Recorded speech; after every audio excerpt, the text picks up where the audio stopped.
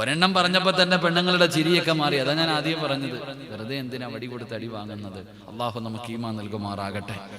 അതുകൊണ്ട് എൻ്റെ പ്രിയപ്പെട്ട സഹോദരങ്ങളെ, സഹോദരിമാരെ, നമ്മളൊക്കെ ജീവിതത്തിൽ പാപം ചെയ്തവരാ. ഈ ചെയ്തു പോയ പാപങ്ങൾ നമുക്കൊന്ന് കഴുകിക്കളയാം. അതിനെന്താ വഴി? ജീവിതത്തിൽ ചെയ്തു പോയ പാപങ്ങൾ എളുപ്പത്തിൽ പൊറുക്കാൻ എന്റെ പ്രിയപ്പെട്ട സഹോദരങ്ങളെ, നമ്മളിൽ പലരുടെയും മരണത്തിന്റെ അടയാളം വന്നു കഴിഞ്ഞു. അല്ലാഹുവേ പടച്ചവനെ, മുടി നരച്ചില്ലേ പെങ്ങള്? നേരത്തേക്ക് പടച്ചവനെ കല്യാണ വീട്ടിൽ പോകുമ്പോ, പുറത്തു പോകുമ്പോ തലമുടി വെളിയിൽ കാണിച്ചുകൊണ്ട് നടന്നിരുന്ന ഉമ്മമാര് പടച്ചവനെ ഇന്ന് തലമറയ്ക്കാൻ തുടങ്ങി. അത് പടച്ചറപ്പിനെ പേടിച്ചിട്ടല്ല, തന്റെ തലയിലെ മുടി നരച്ചത് നാട്ടുകാർ കാണാതിരിക്കാൻ പടച്ചവനെ തലയിൽ തുണിയിട്ട ഉമ്മമാരുടെ കഥ നമുക്കറിയുമല്ലോ. താടി രോമങ്ങൾ മുഴുവനും നരച്ചു പോയതിന്റെ പേരിൽ വടിച്ചു കളഞ്ഞിട്ട് 50ഉം 60ഉം വയസ്സുള്ള വാപ്പമാര് പടച്ചവനെ നടക്കുന്നവരുണ്ടല്ലോ. അതാ തലയിൽ മൈലാഞ്ചി തേക്കുന്നവരുണ്ടല്ലോ, തലയിൽ പെയിന്റ് അടിക്കുന്നവരുണ്ടല്ലോ. എന്തിനു വേണ്ടിയാണ് സഹോദരാ? നീ നിന്നെ നരച്ചു പോയ മുടിയാരും കാണാതിരിക്കാറ്. പക്ഷേ നിന്റെ സമയമെടുത്തല്ലോ, നിന്റെ സമയമെടുത്തല്ലോ. അതുകൊണ്ട് എന്റെ പ്രിയപ്പെട്ടവരോട് പറയുകയാ, എപ്പോഴെവിടെ വെച്ചാണ് മരണം വരുന്നതെന്നറിയില്ല, സമയം കിട്ടണമെന്നില്ല. അല്ലാഹുവിന്റെ മുന്നിൽ ചെയ്തു പോയ പാപങ്ങളൊന്ന് ഏറ്റുപറയാൻ ഒരു നിമിഷം കിട്ടണമെന്നില്ല. അതുകൊണ്ട് ഞാനൊരു എളുപ്പ വഴി പറഞ്ഞു തരാ. ഈ പറയുന്ന നന്മകൾ നിങ്ങൾ ആരെങ്കിലും ജീവിതത്തിൽ ചെയ്താൽ അല്ലാഹു നിങ്ങളുടെ പാപങ്ങൾ പുറത്തു തരുമെന്ന് നബി മുഹമ്മദ് മുസ്തഫ സല്ലല്ലാഹു അലൈഹി വസല്ലമ തങ്ങൾ പറയുകയാണ്. ഈ നന്മകൾ നിങ്ങൾക്കൊന്ന് ചെയ്യാൻ കഴിയുമോ? ജീവിതത്തിൽ ചെയ്യുന്ന നന്മകളാണ്, ജീവിതത്തിൽ ചെയ്യുന്ന നന്മകളാണ്. നമ്മൾ നിസ്സാരമായി തള്ളിക്കളയുന്ന കാര്യങ്ങളാണ്. അതുകൊണ്ട് എന്റെ പ്രിയപ്പെട്ടവരോട് പറയുന്നു, ഈ പറയുന്ന നന്മകൾ പഠിച്ചു വെച്ചോ. ഈ പറയുന്ന നന്മകൾ നിങ്ങൾ ആരെങ്കിലും ചെയ്താ അല്ലാഹു നിങ്ങളുടെ പാപം പുറത്തു തരുമെന്ന് നബി മുഹമ്മദ് മുസ്തഫ സല്ലല്ലാഹു അലൈഹി വസല്ലമ തങ്ങൾ പറയുമ്പോ ഒന്നാമത്തെ നന്മ ഏതെന്നറിയുമോ? എന്റെ പ്രിയപ്പെട്ട സഹോദരങ്ങളോട്, ഉപ്പമാരോട്, പെങ്ങന്മാരോട്, മഹാനായ സയ്യിദുനാ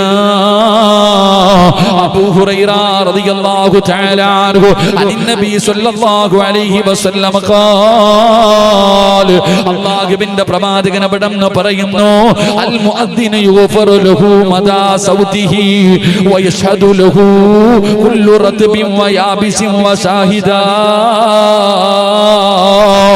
അല്ലാഹുവിന്റെ പ്രവാചകൻ അവിടെന്ന് പറഞ്ഞു തരികയാണ്, ജീവിതത്തിൽ ചെയ്തു പോയ പാപങ്ങൾ മുഴുവനും അറിഞ്ഞും അറിയാതെയും ഒറ്റയ്ക്കും കൂട്ടായും പടച്ചവര് ഞാനും നിങ്ങളും ജീവിതത്തിൽ ചെയ്തു പോയ പാപങ്ങൾ പൊറുക്കാനുള്ള ഒന്നാമത്തെ എളുപ്പവഴി എന്തെന്നറിയുമോ? അല്ലാഹുവിന്റെ റസൂൽ പറയുന്നു, സ്വഹാബാ, ഏതെങ്കിലും ഒരു മനുഷ്യന് ബാങ്ക് വിളിച്ചാൽ ആ ബാങ്ക് വിളിച്ചവന്റെ പാപം അല്ലാഹു പുറത്തു കൊടുക്കുമെന്ന് ആദരവായ പ്രവാചകൻ നബി മുഹമ്മദ് മുസ്തഫ. ആദരവായ പ്രവാചകൻ നബി മുഹമ്മദ് മുസ്തഫ സല്ലല്ലാഹു അലൈഹി വസല്ലമ തങ്ങൾ പറയുന്നു, പാപം പൊറുക്കാനുള്ള ഒന്നാമത്തെ വഴി ബാങ്ക് വിളിച്ചാൽ അവന്റെ പാപങ്ങൾ അല്ലാഹു പുറത്തു കൊടുക്കും. അല്ലാഹു ഈമാൻ നൽകുമാറാകട്ടെ, അല്ലാഹു ഈമാൻ നൽകുമാറാകട്ടെ. ജീവിതത്തിൽ ഒരിക്കലെങ്കിലും ബാങ്ക് വിളിച്ചിട്ടുള്ള ആണുങ്ങളൊക്കെ ഒന്ന് കൈവയ്ക്കും. അൽഹംദുലില്ലാഹ്, നിങ്ങളവിടെ നിങ്ങൾക്കുള്ള ഞാൻ പിന്നെ തരാം. എന്റെ പ്രിയപ്പെട്ട സഹോദരങ്ങളെ, നമുക്ക് ബാങ്ക് വിളിക്കാൻ തന്നെ പേടിയാ. ഉള്ള കാര്യം പറയാലോ, പലർക്കും പേടിയാ ബാങ്ക് വിളിക്കാൻ. കാരണം എന്തേ? ആദ്യം ഹയ്യാല ഫല വിളിക്കും, പിന്നെ സല വിളിക്കും, തിരിച്ചും മറിച്ചും വിളിക്കും എന്നുള്ള പേടിയാ. ഒന്ന് ബാങ്ക് വിളിക്കാൻ പോലും ധൈര്യമില്ലാത്തവനാ ഉസ്താദിന്റെ കൈ നോക്കുന്നത്, റാഹ് നോക്കുന്നത്, ദാല് നോക്കുന്നത്, ഉസ്താദ് ഓതുന്നത് തെറ്റാന്ന് പറയുന്നത്. അല്ലാഹു ഈമാൻ നൽകുമാറാകട്ടെ. ഇവിടെ മനസ്സിലാക്കേണ്ടത്, ജീവിതത്തിൽ ബാങ്ക് വിളിക്കാൻ നമുക്ക് വലിയ പേടിയാ. ബാങ്ക് വിളിക്കണം. ബാങ്ക് വിളിച്ചാൽ കിട്ടുന്ന പ്രതിഫലം, ഈ പ്രപഞ്ചത്തിൽ നീ ബാങ്ക് വിളിക്കുമ്പോ ഈ കാണുന്ന പള്ളിയിൽ ബാങ്ക് വിളിക്കുന്ന മുഅദ്ദിൻ ഈ നാട്ടിലെ ഏറ്റവും വലിയ ഭാഗ്യവാൻ ആ മനുഷ്യനാണ്. ഈ നാട്ടിലെ ഏറ്റവും വലിയ ഭാഗ്യവാൻ അള്ളാഹുവിന്റെ പള്ളിയിൽ ബാങ്ക് വിളിക്കുന്ന മനുഷ്യനാ. ആ മനുഷ്യനാ ഏറ്റവും കൂടുതൽ പ്രതിഫലം കിട്ടുന്നത്. എന്നാ നമ്മൾ പരിഗണിക്കില്ല. മുഅദ്ദിൻ എന്ന് വിളിക്കും, ചിലര് മുക്രി എന്ന് വിളിക്കും.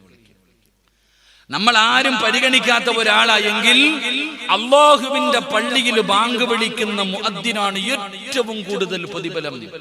ആ മനുഷ്യൻ ബാങ്ക് വിളിക്കുന്ന ശബ്ദം ഈ പ്രപഞ്ചത്തിൽ കല്ലാകട്ടെ, മണ്ണാകട്ടെ, ഇഴജന്തുക്കളാകട്ടെ, മൃഗങ്ങളാകട്ടെ, ഇലകളാകട്ടെ, മനുഷ്യനാകട്ടെ, ഈ ലോകത്ത് എന്തെല്ലാം കേൾക്കുന്നുണ്ടോ ആ സർവ്വ വസ്തുക്കളും ആ മനുഷ്യന് വേണ്ടി പാപമോചനത്തിന് അല്ലാഹുവിനോട് ദുആ ചെയ്യുമെന്ന് നബി മുഹമ്മദ് മുസ്തഫ സല്ലല്ലാഹു അലൈഹി വസല്ലമ തങ്ങൾ പറയുന്നു, ബാങ്ക് വിളിക്കുന്ന ശബ്ദം കേൾക്കുന്ന കല്ലുണ്ടല്ലോ, മണ്ണുണ്ടല്ലോ, വൃക്ഷങ്ങളുണ്ടല്ലോ, ഇഴജന്തുക്കളുണ്ടല്ലോ, മൃഗങ്ങളുണ്ടല്ലോ, ഈ പ്രപഞ്ചത്തിലെ സർവ്വ ചരാചരങ്ങളും ആ ബാങ്ക് വിളിച്ചവന് വേണ്ടി ദുആ ചെയ്യുമെന്ന് നബിയുനാ റസൂലുള്ളാഹി.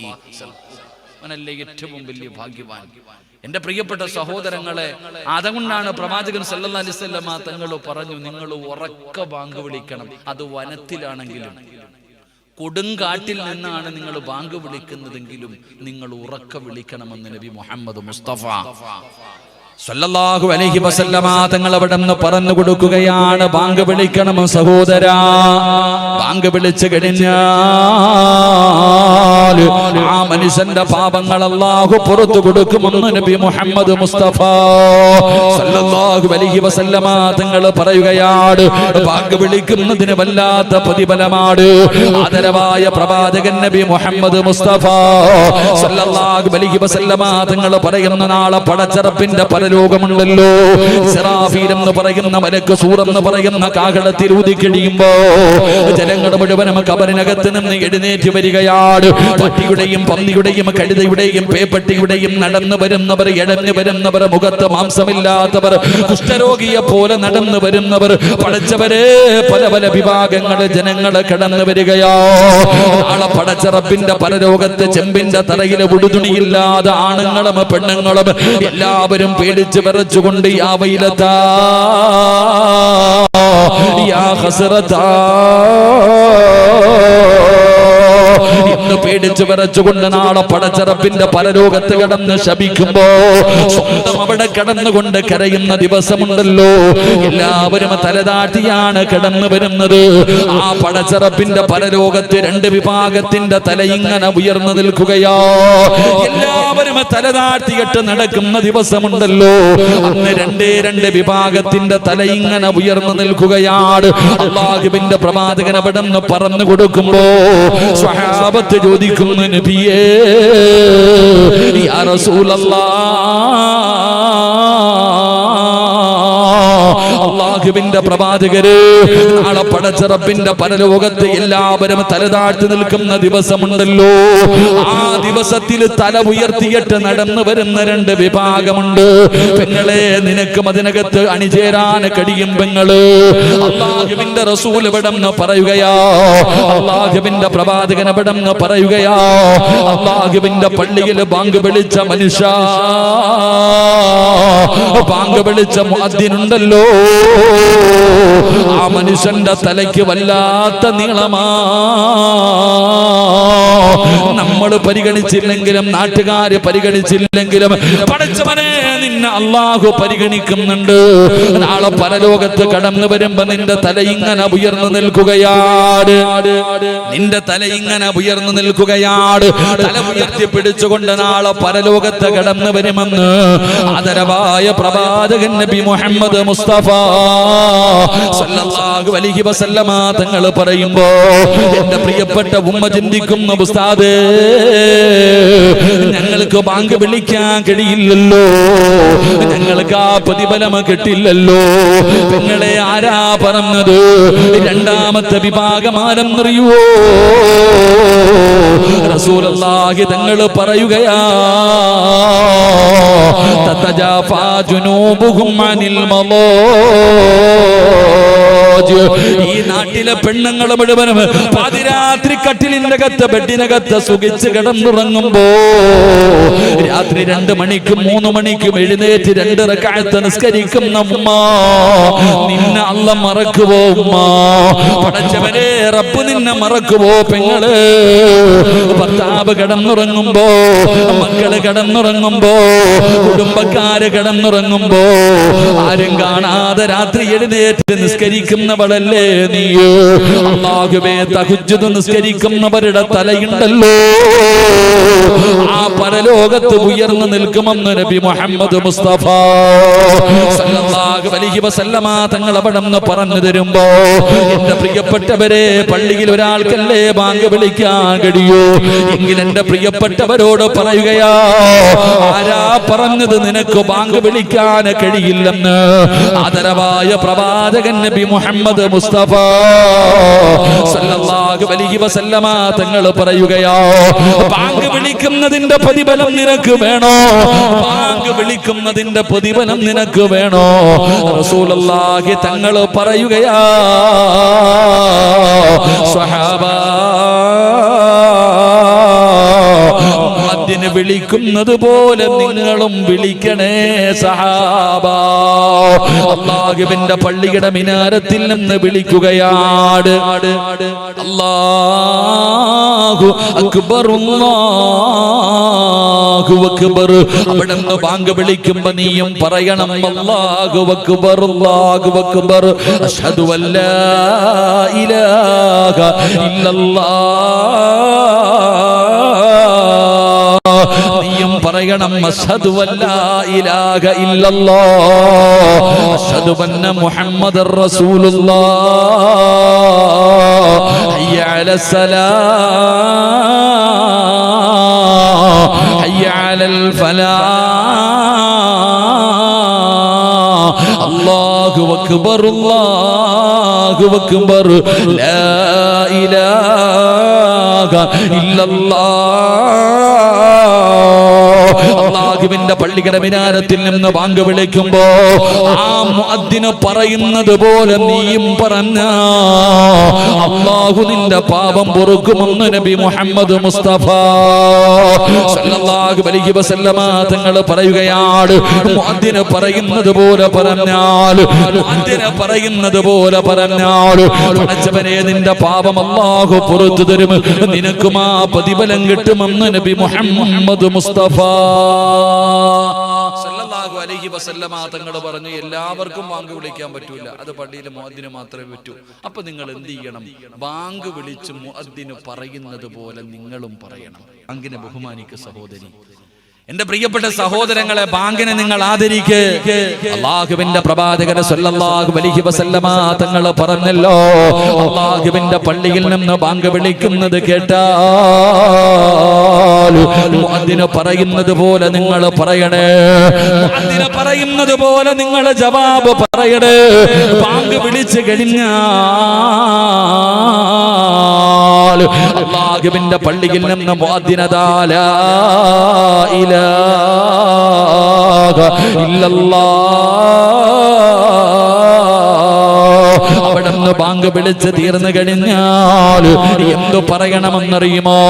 ലാ ഇലാഹ ഇല്ലല്ലാഹ് മുഹമ്മദുർ റസൂലുള്ളാഹി സ്വല്ലല്ലാഹു അലൈഹി വസല്ലം, അല്ലാഹുമ്മ റബ്ബ ഹാദിഹി ദഅവതി താമ്മ വസ്സലാത്തിൽ ഖായിമ ആതി മുഹമ്മദിനിൽ വസീലത വൽ ഫളീലത വദ്ദറജത റഫിയ വബഅസുഹു മഖാമൻ മഅമൂദൻ الذي വഅത വർസുഖ്നാ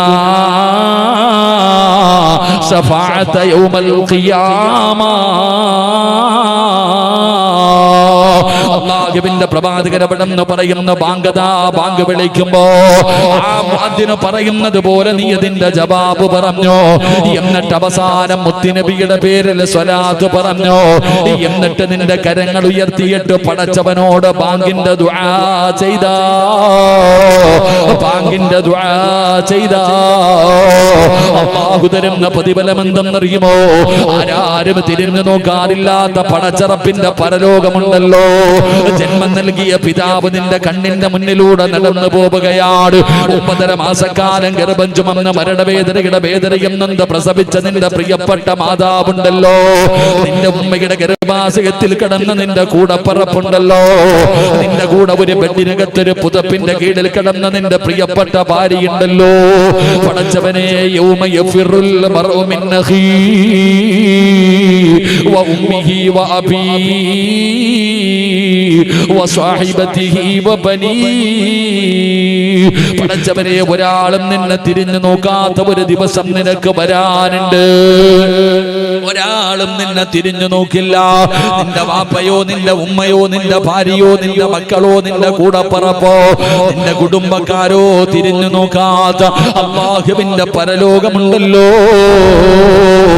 ആ പരലോകത്ത് അല്ലാഹുവിന്റെ പ്രവാചകനെ ചിലരുടെ കയ്യിൽ പിടിക്കുകയാ. ബാങ്കിന്റെ ദുആഇന്റെ പ്രതിഫലമറിയണോ? ബാങ്കിന്റെ ദുആഇന്റെ പ്രതിഫലമറിയണോ പെങ്ങള്? നാളെ പടച്ച റബ്ബിന്റെ പരലോകം നീ എപ്പോഴും പറയും, സിറാജ് ഉസ്താദേ പ്രസവത്തിന് മരണവേദനയാ, പ്രസവത്തിന് മരണവേദനയോ. പെങ്ങളെ, പ്രസവിക്കുന്നതിന് വല്ലാത്ത വേദനയാണ്. വേദനയില്ലെന്ന് ഞാൻ പറയുന്നില്ല, അത് വല്ലാത്ത വേദനയാണെന്ന് പറയുന്ന ഉമ്മ. നാളെ പടച്ച റബ്ബിന്റെ പരലോകത്തെങ്ങാണം ഒരു ഗർഭിണിയായ പെണ്ണുണ്ടെങ്കിൽ അല്ലാഹുവിന്റെ കോടതിയിലെങ്ങാണം മഹ്ശറയുണ്ടല്ലോ. ചൂടുള്ള നാളുണ്ട്, ഖിയാമം നാളാ. ചുരുക്കി പറഞ്ഞാൽ എന്തുഹാലാ ചൂളാ. വൻദോഷ വണ്ടിയോ മായി വരുന്നേ കാളാ. ക്ഷീണത്തിനാലൊലിക്കുന്നതാണേ ഇള. സുഹൃത്തുക്കളെ, തിളയ്ക്കുന്നതാണേ മൂള. അമലൊന്നുമില്ല തങ്ങു ചെന്നാൽ കോള. ആ ഭയാനകമായ ദിവസമുണ്ടല്ലോ നിങ്ങളെ. ചോറ് വെക്കുന്ന സമയത്ത് ആ ചോറിങ്ങനെ തിളച്ചിട്ട് അതിങ്ങനെ പാത്രത്തിലെ മുകളിലേക്ക് ഇങ്ങനെ വന്ന് അത് വെളിയിലേക്ക് വീഴുമല്ലോ.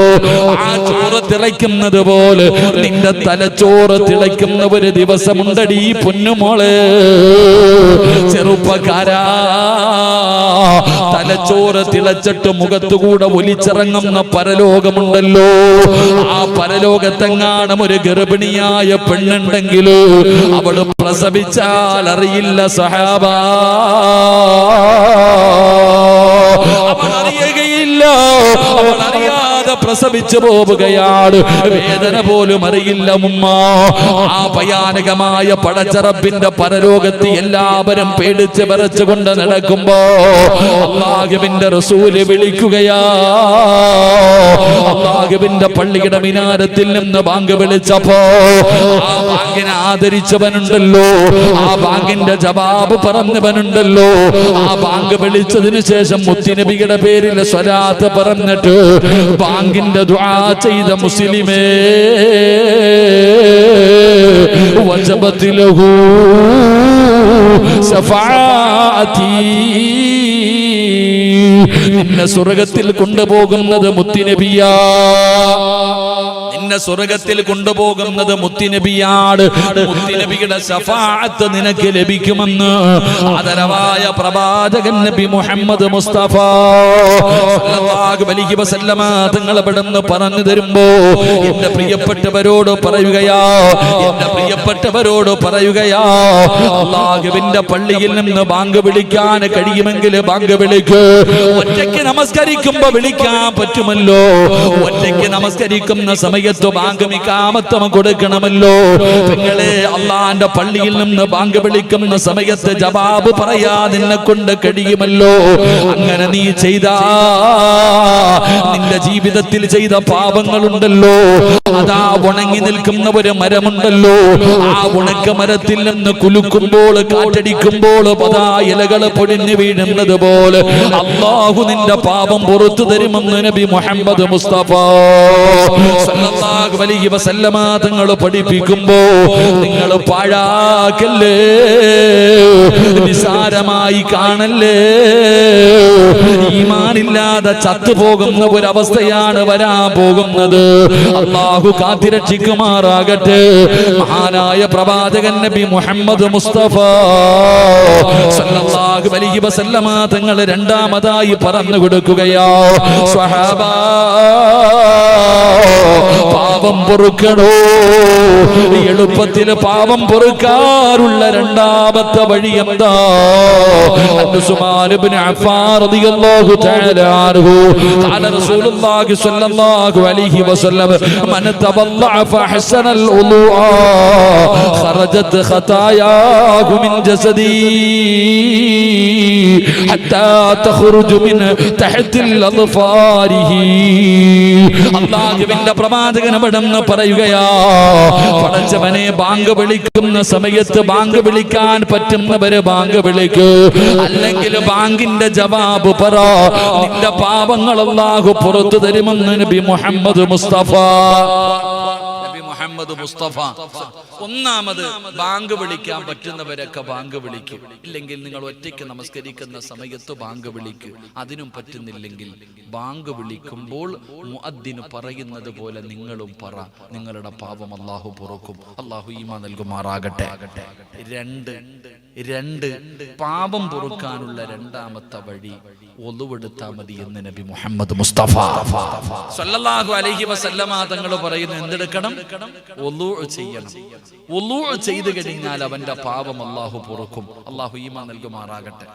നമ്മളൊക്കെ ഒളു എടുക്കൂലേ? പിന്നെ എത്ര എണ്ണം എടുത്തിരിക്കണം ഉസ്താദല്ലേ? നമ്മളെല്ലാവരും ഒളിവെടുക്കുന്നവരാണ്. പക്ഷേ ഒളിവെടുക്കുന്നവരെന്നല്ല മുത്തുനബി പറഞ്ഞത്. നിങ്ങൾ മനസ്സിലാക്കേണ്ടത്, ഇപ്പൊ നിങ്ങൾ ഇവിടുത്തെ പള്ളിയിൽ തന്നെ നാളെ നിസ്കരിക്കാൻ പോകുന്ന സമയം ഉസ്താദ് നിസ്കരിച്ചു കൊണ്ടിരിക്കുമ്പോഴാ പള്ളി വരണത്. ഓടി ഇങ്ങോട്ട് വന്നിട്ട് ഹൗദിനകത്ത് വന്നിട്ട് ഒളിവെടുക്കുന്നത് കാണാം. ഇന്നത്തെ ചെറുപ്പക്കാരുടെ ഒളിവെടുപ്പട്ട ഇങ്ങനെ എടുത്തിട്ട് ഇങ്ങനെ നമ്മൾ പഠിച്ചിരിക്കുന്നത് മുൻകൈ കഴുകണം, ഇല്ല മുഖം കഴുകണം, കൈ മുട്ടുൾപ്പെടെ കഴുകണം, 3 പ്രാവശ്യം കഴുകണം, പറ്റുമെങ്കിൽ മുകളിലേക്ക് കയറ്റി കഴുകണം. ഇതൊക്കെ നമ്മൾ പഠിച്ചിരിക്കണം. ഈ ചെറുപ്പക്കാർ ഓടി ഇങ്ങോട്ട് വന്നിട്ട് 3 പ്രാവശ്യം വെള്ളം കോരി കഴുകാൻ പറ്റാത്തത് കാരണം ഹൗദിനകത്തോട്ട് 3 മുക്കൽ അങ്ങോട്ട് മുക്കും. പടച്ചവനെ ഈ തല തടങ്ങണമെന്ന് നമ്മൾ പഠിച്ചിരിക്കണല്ലേ. ഓൻ ഇങ്ങനെ പെയിന്റ് അടിക്കണ പോലെ ഒരു അടിയാ. സുബ്ഹാനല്ലാഹ്. ഇതാണ് നമ്മുടെ തലയിടാൻ പറ്റിയെങ്കിൽ അതുപോലെ ഇട്ടാനെ. അല്ലാഹു ഈമാൻ നൽകുമാറാകട്ടെ. ഇതിന് ഒളുവെന്ന് പറയൂല. ഇതിനല്ല ഒളുവെന്ന് പറയുന്നത്. അതാണല്ലോ എന്ത് ഒളുവടാ. ഒളു തന്നെ പണ്ട് 2 ചെറുപ്പക്കാർ മഗ്രിബ് നിസ്കരിക്കാൻ വേണ്ടി പള്ളിയിലേക്ക് പോയപ്പോൾ ഉസ്താദ് അവസാനത്തെ അത്തഹിയ്യാത്തിലിരിക്കുക. ഉസ്താദ് ഇങ്ങനെ നിസ്കാരം തീരാറായി. അപ്പൊ 2 പേരിൽ ഒരുത്തൻ നേരെ പള്ളിക്കകത്ത് കയറിപ്പോയി, ഒരുത്തൻ പോയി ഒളിവെടുക്കാൻ പോയി. അപ്പം ഒളിവെടുക്കാൻ പോയവൻ പള്ളിക്കകത്ത് നിസ്കാരം എല്ലാം കഴിഞ്ഞ് തിരിഞ്ഞു പോകുമ്പോ കൂട്ടുകാരനോട് ചോദിച്ചു, നിനക്ക് ജമാഅത്ത് കിട്ടിയോടാ? ഞാൻ ചെന്നപ്പോഴത്തേക്ക് ഉസ്താദ് സലാം വീട്ടി. ഞാനും കൂടെ ഒളിവെടുക്കാൻ പോയിരുന്നെങ്കിൽ എന്റെ നിസ്കാരം കിട്ടൂലെന്ന്. ഒളു തന്നെ എടുത്തില്ല, നേരെ പോയി നിസ്കരിക്കുക. ഇതന്നത്തെ അവസ്ഥ.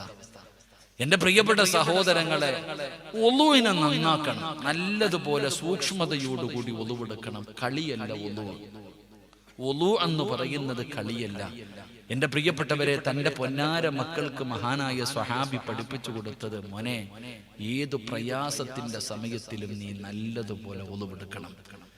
ഏത് പ്രയാസത്തിന്റെ സമയത്തും നീ നല്ലതുപോലെ ഒളുവെടുക്കണം. ഒരു വാപ്പ തന്റെ മകനെ ഉപദേശിച്ചു കൊടുക്കുക, സ്വർഗത്തിൽ പോകാനുള്ള വഴി പറഞ്ഞു കൊടുക്കുകയാ. സ്വർഗത്തിൽ പോകാനുള്ള ഈമാനുള്ള മരണം കിട്ടാനുള്ള വഴി പറഞ്ഞു കൊടുക്കുമ്പോ ഒരു സ്വഹാബി തന്റെ മകനോട് പറഞ്ഞു കൊടുത്തു, മോനെ, ഏതു പ്രയാസത്തിന്റെ സമയത്തും നീ നല്ലതുപോലെ ഒളുവെടുക്കണം. അപ്പൊ നിങ്ങൾ ചിന്തിക്കണം അതിന്റെ ഗൗരവം എന്താ. എന്റെ പ്രിയപ്പെട്ട സഹോദരങ്ങളെ, ഒളുവിന്റെ മഹത്വം എന്താ? മഹാനായ അബൂ ഹുറൈറ റളിയല്ലാഹു തആല അൻഹു നിവേദനം ചെയ്യുന്ന ഹദീസിൽ അല്ലാഹുവിന്റെ പ്രവാചകന്റെ മുന്നിലേക്ക് മുഖറബുൽ അംലാക് മലക്ക് ജിബ്രീൽ അലൈഹിസ്സലാം ഇറങ്ങി വരികയാണ്. അല്ലാഹുവിന്റെ പ്രവാചകന്റെ ചാരത്തേക്ക് കടന്നു വന്നു. എന്നിട്ട് പറയുന്നു, യാ റസൂലല്ലാഹ്, എങ്ങനെയാണ് ഒളുവെടുക്കേണ്ടതെന്ന് പഠിച്ചോ നബിയേ? അല്ലാഹുവിന്റെ പ്രവാചകനെ ഒളുവെടുക്കാൻ പഠിപ്പിച്ചു കൊടുക്കുകയാണ്. മുത്തുനബി അവിടെ നിന്ന് ഒളുവെടുത്ത് കാണിച്ചു കൊടുത്തു. എന്നിട്ട് സ്വഹാബത്തിന്റെ എതിരെ തിരിഞ്ഞിരുന്നു. എന്നിട്ട് പറഞ്ഞു, സ്വഹാബ, ഒളുവെടുക്കേണ്ടത് എങ്ങനെയാണെന്ന് നിങ്ങൾ കണ്ടുപഠിച്ചോ സഹാബ. അല്ലാഹുവിന്റെ പ്രവാചകൻ സല്ലല്ലാഹു അലൈഹി വസല്ലമ തങ്ങൾ അവിടെ നിന്ന് ഒളുവെടുത്ത് കാണിച്ചു കൊടുക്കുകയാണ്. എന്നിട്ട് പ്രവാചകൻ പറയുകയാ, ഞാൻ ഈ കാണിച്ചു തന്നതുപോലെ ഏതെങ്കിലും ഒരു മനുഷ്യൻ ഒളുവെടുത്താ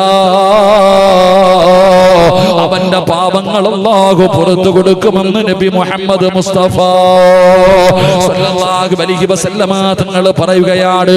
നിങ്ങളെ പാപം പൊറുക്കുമ്പോൾ അതാ നീ ആ വുളു ചെയ്യുന്ന വെള്ളം നിന്റെ ശരീരത്തിലൂടെ താഴേക്ക് വീഴുമ്പോ, മുഖം കഴുകുമ്പോ, കൈ കഴുകുമ്പോ, കാല് കഴുകുമ്പോ പടച്ചവനെ നിന്റെ പാപങ്ങൾ അല്ലാഹു പുറത്തു തരികയാണ്.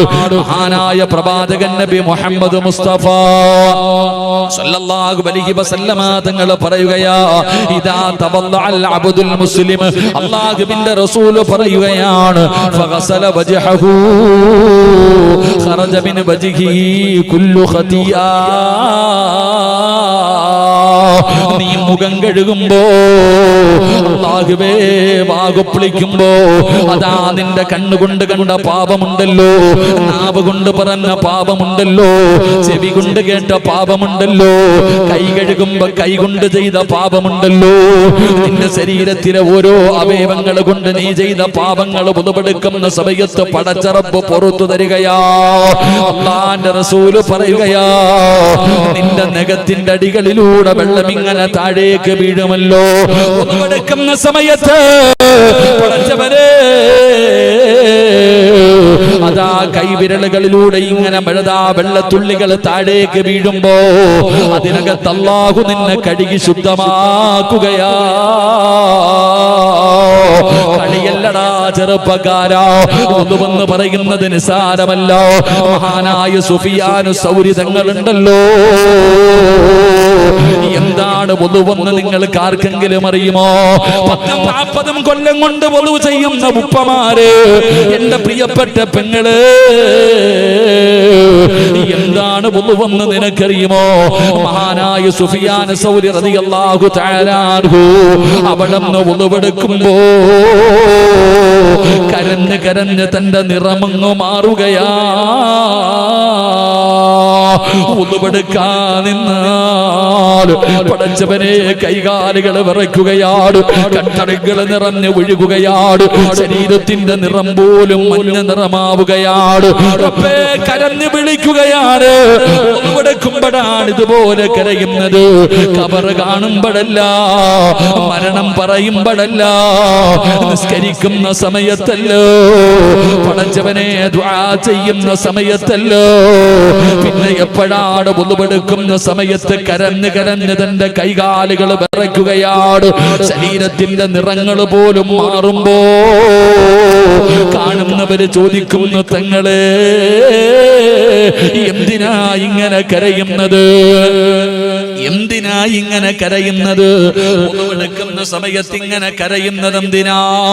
ആ സമയത്താണ് മഹാനായ സുഫിയാനി സൗരി തങ്ങൾ പറഞ്ഞു കൊടുക്കുകയാ, ഉളുവെടുക്കുന്നത് എന്തിനെന്നറിയോ? ഉളുവെടുക്കുന്നത് എന്തിനെന്നറിയോ? അല്ലാഹനെ കാണാനല്ലേ. ഇന്നുവരെ തോന്നിയിട്ടുണ്ടോ ബാപ്പാ? ഇന്നുവരെ നിനക്ക് ഉളുവെടുക്കുന്ന സമയത്ത് നിനക്ക് തോന്നിയിട്ടുണ്ടോ എന്തിനാ നീ ഉളുവെടുക്കുന്നത്? അല്ലാഹനെ കാണാനല്ലേ. അല്ലാഹനെ കാണാനല്ലേ ഉളുവെടുക്കുന്നത്. അല്ലാഹുവിന്റെ മുന്നിൽ പോയി നിൽക്കാനല്ലേ ഉളുവെടുക്കുന്നത്. അതുകൊണ്ട് സഹോദരാ, വെറുതെയല്ലടാ. അതാ പടച്ചവനെ, പടച്ച റബ്ബിന്റെ മുന്നിൽ പോയി നിൽക്കേണ്ടത് എങ്ങനെയെന്നറിയുവോ? നിന്റെ ഉമ്മ പ്രസവിച്ചിട്ടതുപോലെ സർവ്വ പാപങ്ങളും കഴുകിക്കളഞ്ഞിട്ട് വേണം അല്ലാഹുവിന്റെ പള്ളിയിൽ നമസ്കരിക്കാൻ വരുമ്പോ പൈപ്പിന്റെ ചുവട്ടിലിരുന്നിട്ട് ജീവിതത്തിൽ ആ നിമിഷം വരെ ചെയ്തു പോയ പാപങ്ങൾ മുഴുവനും കഴുകി ശുദ്ധമാക്കണം. ആ ഉളുവെടുത്ത് നിന്റെ പാപങ്ങൾ മുഴുവനും കഴുകി കളഞ്ഞിട്ട് വേണം അല്ലാഹുവിന്റെ മുന്നിലേക്ക് കടന്നു ചെല്ലാൻ. പടച്ചറപ്പേ, നിസ്കാരമെന്ന് പറഞ്ഞാൽ മുനാജാത്താണല്ലോ, അല്ലാഹുവിനോടുള്ള സംഭാഷണമാണല്ലോ. അതുകൊണ്ടല്ലേ മുത്തുനബി പറഞ്ഞത്, മോനെ നീ അല്ലാഹനെ കാണുന്നില്ലെങ്കിലും അല്ലാഹു നിന്നെ കാണുന്നുണ്ടടാ ചെറുപ്പക്കാരാ. എന്റെ പ്രിയപ്പെട്ട സഹോദരങ്ങളോട് സഹോദരിമാരോട് പറയുകയാ, ഇനി മുതൽ ഉളുവെടുക്കുമ്പോ നീ ഓർക്കണം, ഉളുവെടുക്കുന്നത് റബ്ബിനെ കാണാനാ. അല്ലാഹനെ കാണുന്നതിന് വേണ്ടിയാ ഉളുവെടുക്കുന്നത്. എന്റെ ചെറുപ്പക്കാരാ, ഉളുവില്ലാതെ ഇല്ലാതെ നിസ്കാരമില്ലല്ലോ, ഒന്നുമില്ലാത്തവന് നിസ്കാരമില്ലല്ലോ. എന്റെ പ്രിയപ്പെട്ട ചെറുപ്പക്കാരുടെ മുടി പിടിച്ചു നോക്കിയാ കാണാമല്ലോ. പടച്ച റബ്ബേ, വെള്ളം ചേരുന്ന ഉളുവിനെ തടയുന്ന വസ്തുക്കളെ പാടില്ല എന്ന് പഠിച്ചവരാ. പക്ഷേ എന്റെ പെങ്ങളോട് എന്റെ ഉപ്പയോട് ഒതുക്കട്ടെ, നിങ്ങളുടെ മക്കളുടെ തല പിടിച്ചു നോക്ക്. നമ്മുടെ മക്കളുടെ തലയിൽ പിടിച്ചു നോക്കിക്കേ, മുടിക്കകത്ത് ചേക്കുന്ന എന്തോ ഒരു സാധനമുണ്ട്, ഇങ്ങനെ ഇരിക്കാൻ വേണ്ടി. അല്ലാഹു ആലം, ഒന്ന് ചിന്തിക്ക്. ഇടവൊന്ന് ചെറുതാകട്ടെ വലുതാകട്ടെ, ചെയ്യുന്നത് പാപം തന്നെയാണ്. ആ പാപങ്ങളെ കുറിച്ച് കണക്ക് പറയണമല്ലോ. ആ പാപങ്ങളെ കുറിച്ച് ഈ പ്രപഞ്ചത്തിന്റെ അധിപനായ പടച്ച റബ്ബ് നാളെ പിടിച്ചു നിർത്തിയിട്ട് ജീവിതത്തിൽ ചെയ്തു കൂട്ടിയത് മുഴുവനും എണ്ണി എണ്ണി ചോദിക്കുന്ന ഒരു ദിവസമുണ്ടല്ലോ. അവിടെ നിന്ന് വിചാരണ ചെയ്യുന്ന ദിവസമുണ്ടല്ലോ. എന്തുകൊണ്ടാണ് ആ ദിവസത്തെ കുറിച്ച് നിങ്ങളൊന്ന് ഓർക്കാത്തത്? അതുകൊണ്ട് എന്റെ പ്രിയപ്പെട്ടവരോട് പറയുകയാ, മഹാനായ പ്രവാചകൻ സല്ലല്ലാഹു അലൈഹി വസല്ലമ തങ്ങൾ അവിടെ നിന്ന് പറഞ്ഞു തരികയാ, എന്റെ പ്രിയപ്പെട്ടവരെ, ചെറുതാകട്ടെ വലുതാകട്ടെ, ഈ ചെറിയ പാപങ്ങൾ ഇങ്ങനെ അധികരിച്ച് അവസാനം അത് വലിയ പാപമായി മാറുകയാണ്. അതുകൊണ്ട് എന്റെ പ്രിയപ്പെട്ടവരോട് പറയുന്ന, പാപം ചെയ്യാത്തവര് മനുഷ്യനുമില്ല, ജീവിതത്തിൽ തെറ്റുപറ്റാത്തവര് മനുഷ്യനുമില്ല. എല്ലാവരും ജീവിതത്തിൽ പാപം ചെയ്തവരാണ്, പാപങ്ങളെ നിസ്സാരമായി കാണുന്നവരാണ്.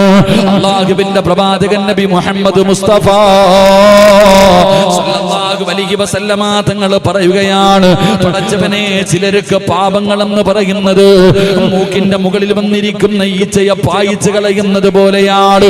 അവര് നിസ്സാരമായിട്ടാണ് കാണുന്നത്. അവർക്കതൊരു പാപമായിട്ട് തോന്നാറില്ല, കുറ്റബോധം തോന്നാറില്ല. എങ്കിൽ എന്റെ പ്രിയപ്പെട്ടവരെ, നാളെ പടച്ച റബ്ബിന്റെ മുന്നിൽ പടച്ച റബ്ബ് നിങ്ങളെ പിടിച്ചു നിർത്തുമെന്ന് അല്ലാഹുവിന്റെ പ്രവാചകൻ നബി മുഹമ്മദ് മുസ്തഫ സല്ലല്ലാഹു അലൈഹി വസല്ലമ തങ്ങൾ അവിടെ പറഞ്ഞു തരുമ്പോൾ ഈ സദസ്സിൽ ഒരുമിച്ച് കൂടിയവരോട് പറയുകയാ, പാപം ചെയ്യാത്തവരില്ലല്ലോ, പാപം ചെയ്യാത്തവരില്ലല്ലോ. കള്ളുകുടിച്ചവരും വ്യഭിചരിച്ചവരും പലിശ തിന്നവരും നിസ്കരിക്കാത്തവരും അല്ലാഹുവിനെ മറന്നുകൊണ്ട് നടന്ന ഞാനും നിങ്ങളും ഉണ്ടല്ലോ. ജീവിതത്തിൽ ഒരുപാട് ദ്രോഹം ചെയ്തവരാണ്, നന്ദികേട് കാണിച്ചവരാണ്. ഈ ചെയ്തു കൂട്ടിയിരിക്കുന്ന പാപങ്ങൾ മുഴുവനും പടച്ച റബ്ബിന്റെ മുന്നിൽ ഏറ്റു പറഞ്ഞ് നന്നാകണമല്ലോ. ഈ പാപങ്ങളൊന്ന് കഴുകിക്കളയണമല്ലോ. എന്റെ പ്രിയപ്പെട്ടവരെ, അല്ലാഹുവിന്റെ പരിശുദ്ധമായ കഅബാലയത്തിലു സ്വർഗത്തിൽ നിന്ന് കൊണ്ടുവന്ന ഹജറുൽ അസ്വദ് എന്ന് പറയുന്ന ഒരു കല്ല് പടച്ച റബ്ബേ കഅബാലയത്തിന്റെ ഭാഗത്തിരിപ്പുണ്ടല്ലോ. ആ കല്ലിലേക്ക് ഏതെങ്കിലും ഒരു മനുഷ്യനെ കടന്നു ചെന്നിട്ട് ചുംബിച്ചാൽ പരിശുദ്ധമായ കഅബാലയത്തിൽ ഇരിക്കുന്ന ഹജറുൽ അസ്വദ് എന്ന് പറയുന്ന കല്ലുണ്ട്. ആ കല്ലിൽ ആരെങ്കിലും പോയി ഇഖ്ലാസോടുകൂടി തൗബ ചെയ്യുന്ന മനസ്സോടുകൂടി തന്റെ പാപം പൊറുക്കണമെന്നുള്ള ആഗ്രഹത്തോടുകൂടി ആ കല്ലിൽ ആരെങ്കിലും മുത്തം വെച്ചാൽ അവന്റെ പാപങ്ങൾ അല്ലാഹു പുറത്തു കൊടുക്കുമെന്ന് നബി മുഹമ്മദ് മുസ്തഫ